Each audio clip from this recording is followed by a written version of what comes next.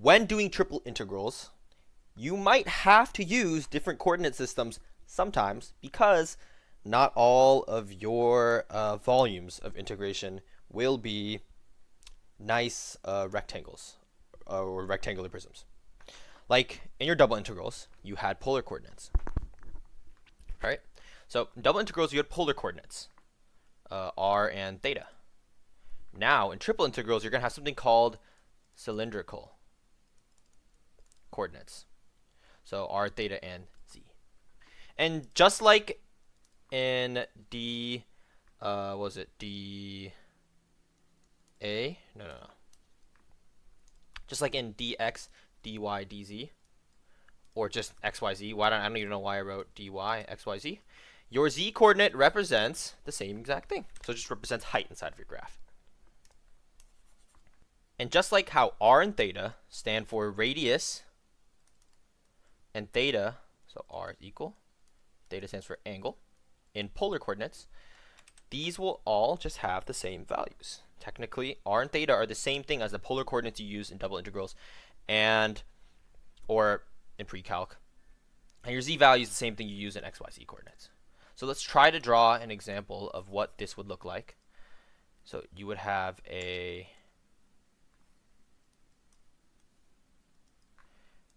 graph which is the x, this is the z, this is the x, and this is the y coordinate. And let's say we have some cylinder here. All right. Oh wait, I can actually make this better. Let's remove this. And this cylinder looks something like this. Okay? And let's say that this is bounded by the z coordinate. This is z equals 3. And your bottom bound is z equals 0. So this is just a cylinder, right, with your z coordinate, 3, as its highest point. So the height, and 0. So the height of this cylinder is 3.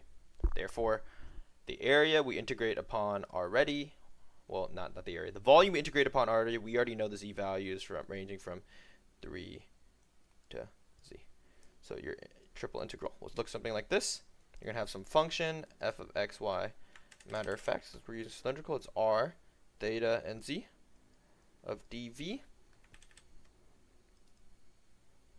Oh, I need to move this. Let's move this like here.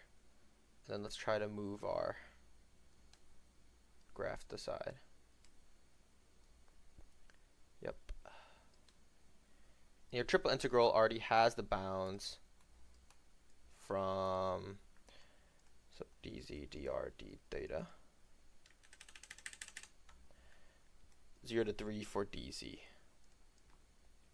Now, just keep in mind when you're doing cylindrical coordinates, you're going to have, so general formula, let's erase this real quick. It's a little unorderly, but general formula for dv is just equal to r dr dz d theta. And it doesn't matter what order you integrate, there just has to be an r here.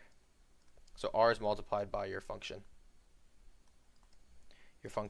f of r, theta, and z. So this right here would be r dz, because we're ranging from 0 to 3 first for dz, dr, d theta, or d theta, dr, doesn't matter what order. Your answer will always turn out to be the same, no matter what order you integrate upon. But remember, some orders are easier than others. So we already have our z values, ranging from 0 to 3. How about a radius? Let's say the radius of the cylinder is, I don't know, 2. Okay, well, we're integrating along this cylinder. Then, therefore, our range of radius, or r, is from 0 to 2. Because this completes the full circle of the cylinder. Now, if dr was hollow, let's say there was a extra cylinder here. If there was like another cylinder that intersected in the middle of the cylinder, and the radius of this was, let's say, 1, right? Then your range of radius would just be from 1 to 0. So it's still not that hard to solve. So your triple integral would look something like this.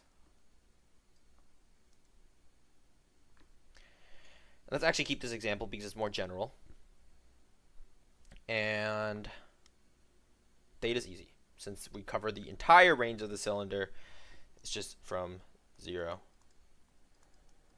to 2 pi. Now, if you only covered a half cylinder, then you would range from 0 to pi. But for this case, this would be the full cylinder integration range for theta. Now, the thing is, for cylindrical coordinates, you don't always integrate with a cylinder, right? You can have functions whenever you're integrating. So let's keep this actually. Yeah, I have to erase this entire thing if I want to. Yeah, I'll just erase everything. You're going to be able to do useful things like integrating a cone. Yes, a cone. Like a triangle cone. Well, a cone is not really. The cross section's a triangle, yeah. But let's go ahead and do this. Draw the cone out.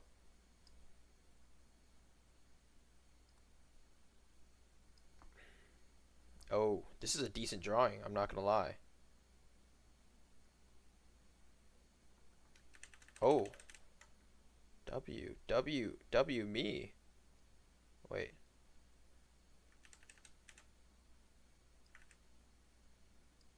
No. Let's just keep it like this. This makes sense. Okay. So this function here would just be represented by z equals r. This is just z equals r. So if you wanted to make a triple integral for something that looked like this, again, theta would stretch from 0 to 2 pi, since we are going a full revolution around your x, y, and z coordinates. For this, you're going to have, let's say our top portion is going to be bounded by z is equal to 3. 3 is our highest point here. So this right here is z of 3. And if you wanted to set up the integral for this, oh, we have to set the radius. And the max radius of this top, what did I do? Of this top cylinder is 1. No, 3 as well. Yeah, that would make sense. Because z equals 3, r is equal to 3. If you plug that into your formula here. So at z equals 3, r will be equal to 3. So the bounds of your r value is equal to 0 to 3. And the bounds of your z are from what? Well, z is bounded by a function. So z is definitely less than 3, right? Because the top bound is 3. What is z bounded by below? Z is bounded by the function z is equal to r below. So r is our bottom bound for z. So therefore, our function will be some function of f of r theta of dv. But dv turns into r dr dz d theta. Or it doesn't matter. Let's just do dz dr d theta. And then our z bounds are from r to 3. Our r bounds are from 0 to 3. And our theta bounds are from 0 to 2 pi. So cylindrical coordinates are good for representing cones, cylinders, hence the name. And it makes it a lot easier than using your traditional x, y, z coordinates. And same thing. What is this? X. Same for your transformations, all of them for x. If you have a function of, let's say you had a function of x, y, z. If you wanted to turn them into r, theta, and z, right? In polar coordinates, x is equal to r cosine of theta, and y is equal to r sine of theta. And z is equal to just z here, in this case. So this right here, probably a pretty important one to remember. Your x and y transformations will be the same as polar coordinates, and your z's just stays the same z value. And a quick note about the general formula of a triple integral in cylindrical coordinates. This will be your transformation. Your general formula will be some volume, right, with some function of f of x, y, and z, d of v. And in polar coordinates, d of v is equal to, or cylindrical coordinates, sorry, d of v, uppercase v, is equal to r dr dz d theta, and x is equal to the same polar coordinates, same as polar coordinates. So if you had some function like x squared plus y squared plus z squared, your function, if you want to transform it into polar coordinates, into some function of, let's say this is a function of x, y, and z. And let's say you wanted to turn it into some function that you can triple integrate in cylindrical coordinates. This would just turn to x is equal to r cosine theta squared plus y equal to r sine theta squared. And z would just stay the same.